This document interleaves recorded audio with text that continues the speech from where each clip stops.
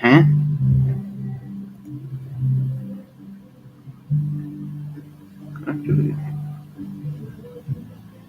Is this...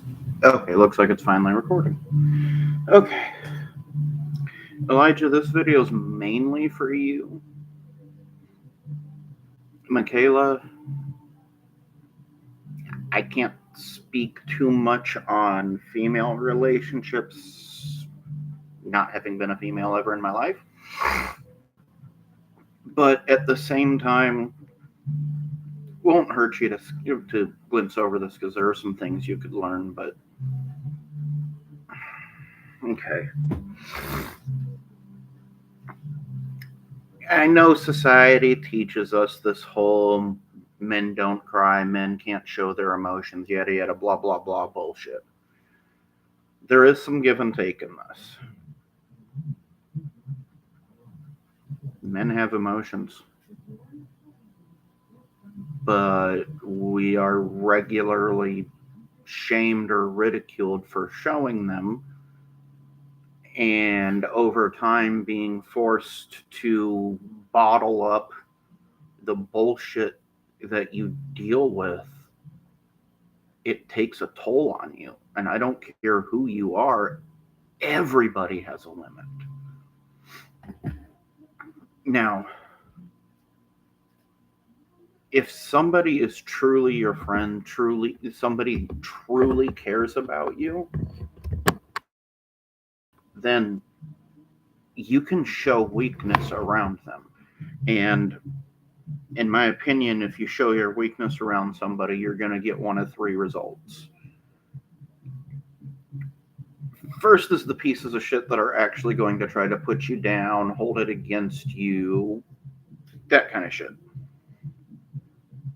Those are the people you keep at a distance. There's too many of them to just say cut them off, but those are also not the people that you want to trust. You're going to work with them. You're probably going to end up working for some of them. You're going to deal with some of them at random and out wherever the hell you go. Pieces of shit exist. Second, and in my opinion, at least for men, these are the better ones of the three.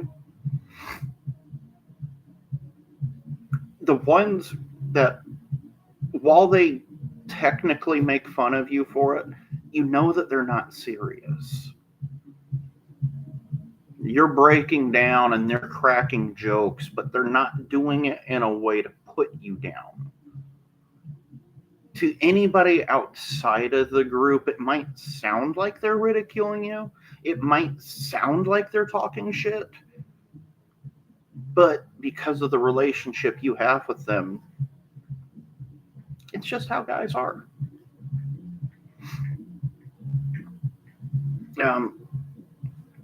One little bit I can say on it from the female side, because I've heard it many, many times from so many different sources, and Cheyenne has complained to me about this one a lot, and I've apologized to her because technically her not being prepared for it is my fault. Truthfully, it's my fault. Men in a close circle shit talk each other to our faces, but it's a game. It's not to actually hurt each other. It's our coping mechanism. I think that really is the best way to explain it. It's our coping mechanism. It's the reason why most successful comedians are men. There's a reason why dark sense of humor, dark jokes really are a thing, and they are predominantly with men because I am not saying women do not deal with shit. I'm not saying women don't go through shit. I am speaking from the male perspective because I don't know. I know what I've been told. I know what I've heard about the female side of it. Never lived it. So don't get into the sexist bullshit, because I'm only speaking from the side that I know. The bits that I know about the female side of it, I will share, but anyway, back on subject.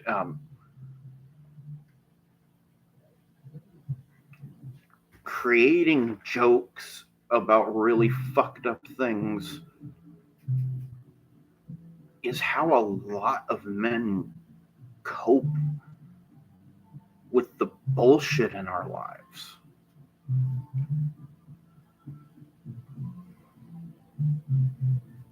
In general, the older a guy gets, the darker his sense of humor. And it's not because we don't think that the thing that we're joking about is serious. We know it's serious. But in general, men are looked down on. We're looked down upon for showing emotions, so we need to vent somehow, and that usually comes out as making jokes that some people would find offensive. Quick note on that: just because you're offended does not mean you're right. Being offended means you have a problem. The person that is offended is the person that has the problem. And that's it. Doesn't make anybody right. Doesn't make anybody wrong. It just means the person that's offended has a problem with what they heard. And me personally, if I have a problem with something that I'm hearing, I'm going to change the scene that I'm in. Unless somebody is saying some really fucked up shit directly to me, intentionally to me, I should just see my way out of it. It's not my place. I mean, shit. I've heard stories of people getting fired from jobs, not because they said something to the person that got offended, because a couple people were talking about something that this person that walked by found offensive. So they go and bitch to HR or management or something. And now these people get in trouble because somebody that walked by had a problem with what they heard. I will never agree with third-party complaints. The only exception is the big shit like violence, rape. I'm sorry, but they said something you didn't like. It wasn't to you. It wasn't about you. Shut the fuck up and mind your own goddamn business. Anyway, back on subject. Relationships for men. Like I said, the first one is the pieces of shit that will actually be trying to put you down for showing weakness, showing emotion. The second one, the one that I feel is the most common and usually truthfully the most supportive, are the male relationships, the guys that you can actually talk about the shit that you're going through, the shit that's hurting you, and they'll crack their jokes, or whatever it is, but because you are in the circle, you know that they're not trying to put you down, that they're actually being there for you in the man's fucked up sort of way. Now, there's the third type, and at least in my experience, this is the rarest.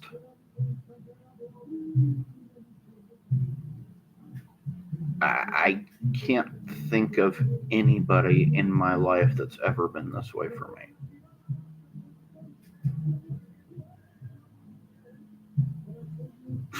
Not even my own mom. Long story. Skipping that one. The third one is the rare individual that you as a man can break down. You can let it be known what you're going through, how it's hurting you, how it's affecting you. And they're actually trying to be there for you. Now, this one is absolutely rare for men because society. And the reason why I can say for that personally, I don't think I've ever had anybody like that for me is because I've had, hell, my last ex, I could complain to her. She would act like she was there for me. Then a month later, 6 months later, whenever the hell it became beneficial, she would use it as a weapon against me.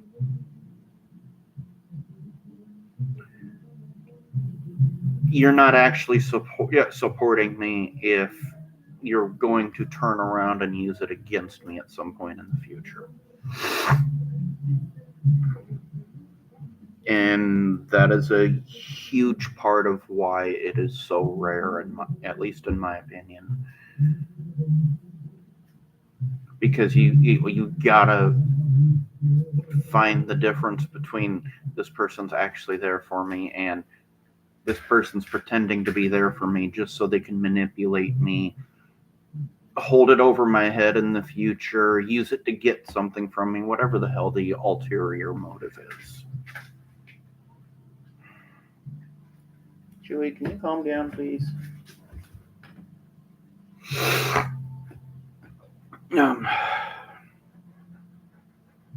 Like I was saying, one of the differences, and something I apologize to Cheyenne for because it is my fault, and her and TV, social media, damn near every single female I've ever talked to has confirmed that the flip side of it is that for women, it usually turns out to be that their circles are very backstabby when they're away.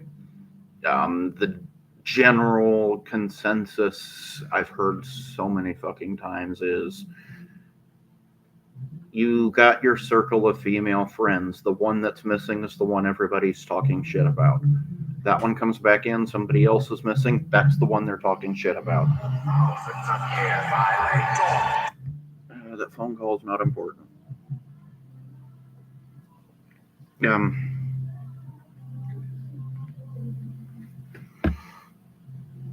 And another side of it, and this is something that I wish I would have known earlier in my life, this is, I honestly believe, a universal truth for men, but it could just be a general truth. And it's something that I wholeheartedly believe is true even before we recognize it. And it's a huge part of the reason why my last attempted relationship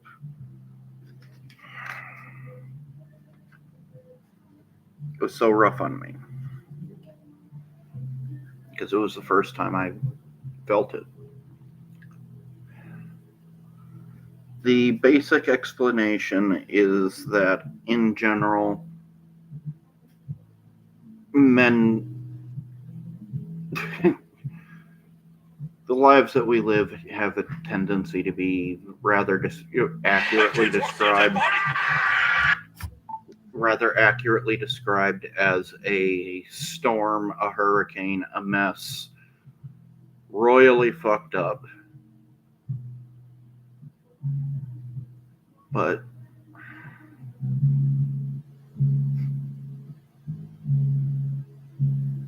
find somebody that can bring peace to your storm. Don't get me wrong.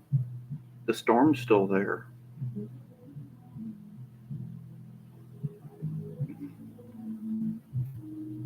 But when she was around, I was in the eye of the storm.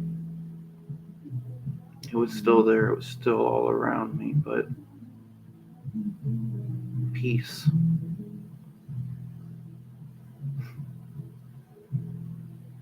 Get back to the general side of it. As you get older, you will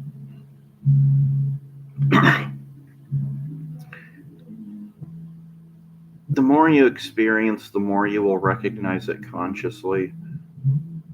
Life is fucked up. It's never going to be easy. Going out, working, trying to maintain yourself, trying to take care of all of your responsibilities. Life can very accurately be described as a storm.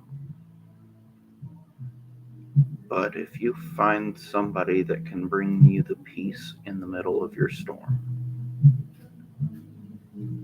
that's the one you want to hold on to.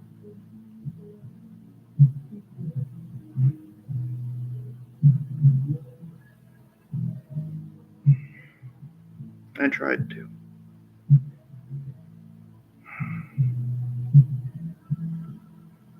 I'll never understand how she could see a monster when all I did was try to make her life better. I'm sorry.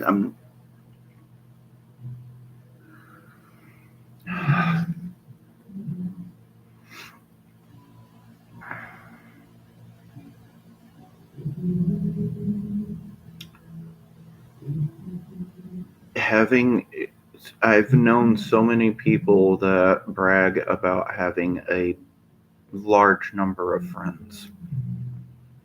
I'm sorry, but the larger your circle, the more likely you have fakes in there.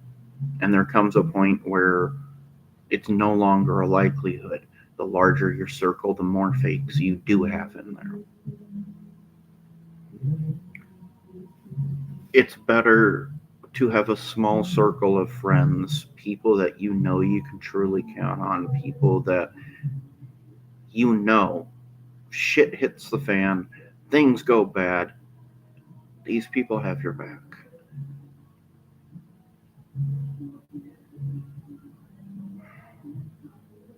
Now, at this point, yeah,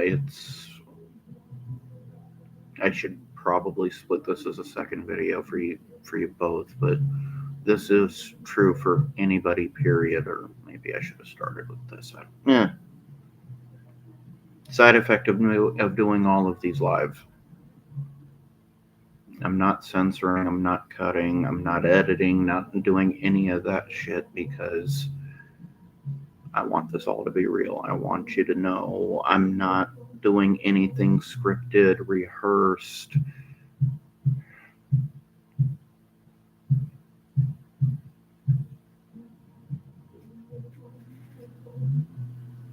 It's better to have a small circle of friends that you know truly have your back than it is to have a large community of friends that are only there when you can benefit them. There's a really old saying that when I was younger, I liked it because of what it claims to represent. But when I found out it was a bastardization, a royally fucked up one of a much better quote, blood is thicker than water. The original quote, the blood of the covenant is thicker than the water of the womb. And olden days, if you entered into a blood covenant with somebody, that was a pact that you absolutely did not break. You and that other person are in deep with each other, saying that whatever the agreement is, the two of you will see it through to the end, no matter what.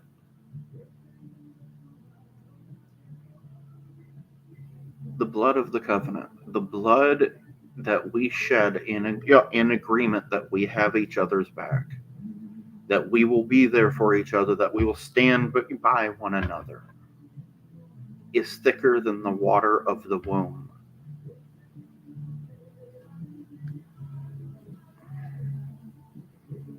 Don't get me wrong. Family is important.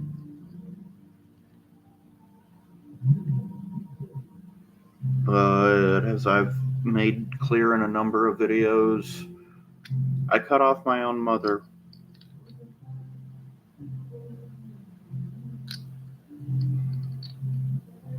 Early on, I was distancing myself from her as I learned more and more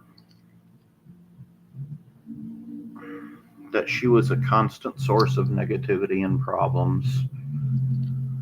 And then even more when I started realizing that the traits that I hated about myself, I got from her.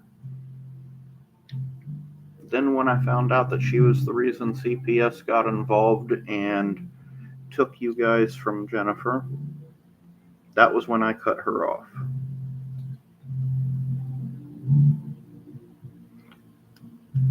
And then some years later, I come to find out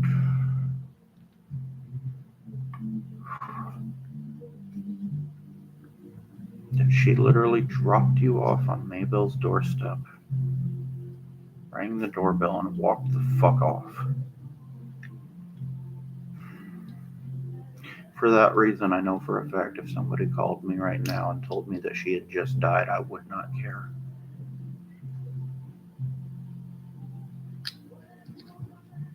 Give or take, I was like 7, 8 years old. I'm not sure anymore when she got remarried. And I come to realize that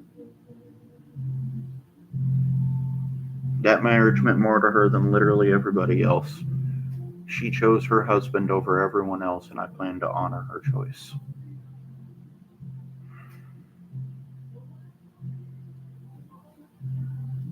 Thanks to her, I learned the parent I never wanted to be. Thanks to Maybell, I never got the chance to do better.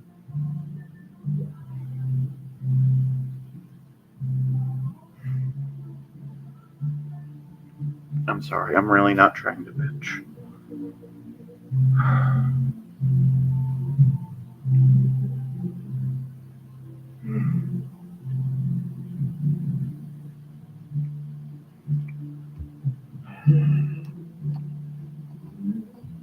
I really hit the point of this video, and so I'm just going to end it here because if I keep going, I know I'm going to derail further, and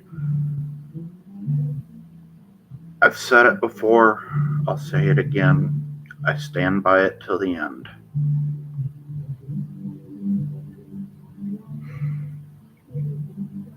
I have respect for Maybell because she took the two of you in when she did not have to.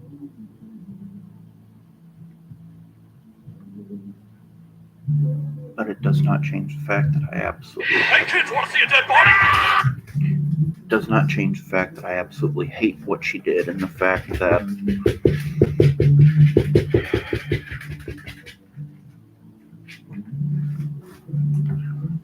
she refused to let me be in your lives.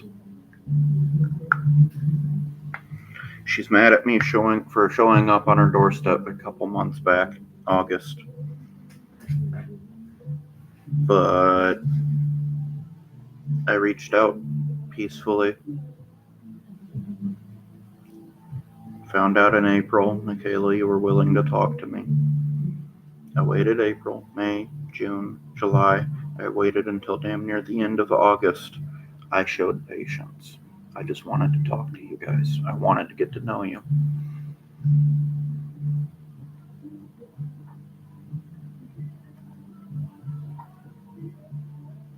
I'm sorry.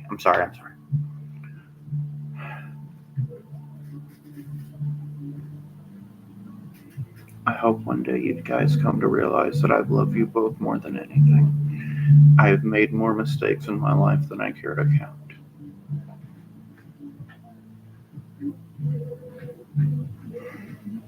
And And I'm making these videos to try to help you guys have a better life. I want you two to be better than me. I want you to have better lives than me. There's nothing I wouldn't do. There's nothing I wouldn't sacrifice to guarantee the two of you a better life.